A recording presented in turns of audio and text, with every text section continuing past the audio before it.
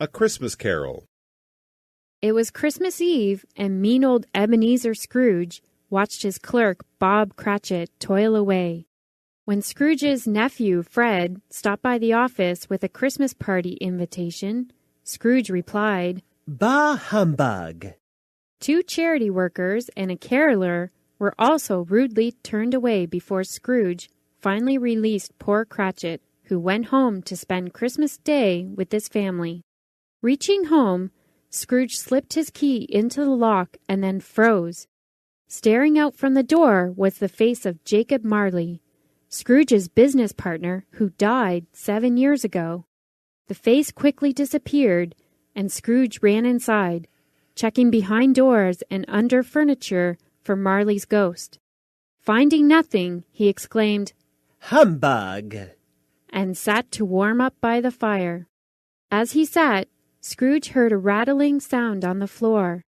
Suddenly, the cellar door burst open, and Marley's ghost appeared in the doorway, dragging a long chain. "What do you want with me?" Scrooge cried. Marley's ghost explained that every bad thing he had done in his life was now a link in the chain that bound him. "You have yet a chance and hope of escaping my fate," said the apparition. "You will be haunted by 3 spirits." The ghost left through the window with a sad cry.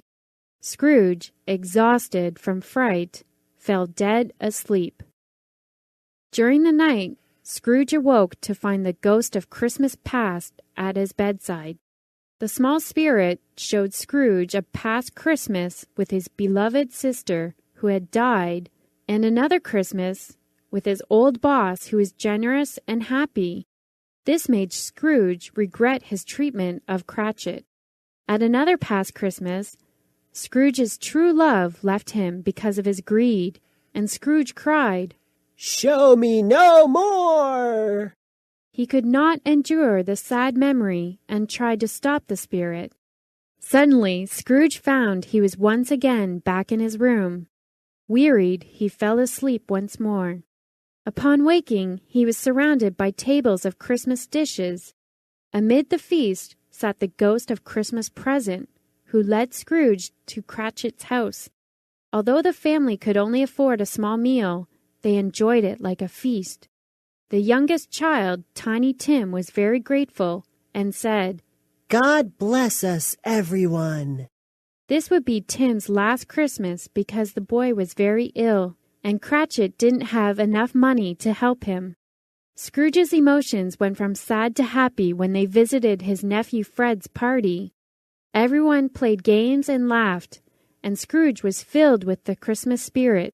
Soon a clock began chiming, and when it reached 12, the party and the spirit disappeared. The ghost of Christmas yet to come appeared next, dark and hooded. "Lead on, spirit," said a very frightened Scrooge. They arrived in a room where a dead man lay covered by a sheet. The silent spirit pointed to the man's face, but Scrooge could not look.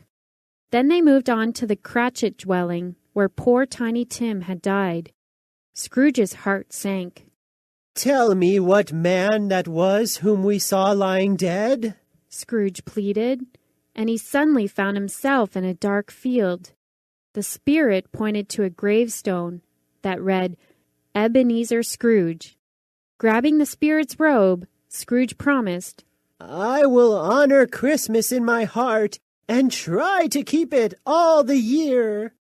As he said those words, Scrooge realized he was back home and alone in his bed.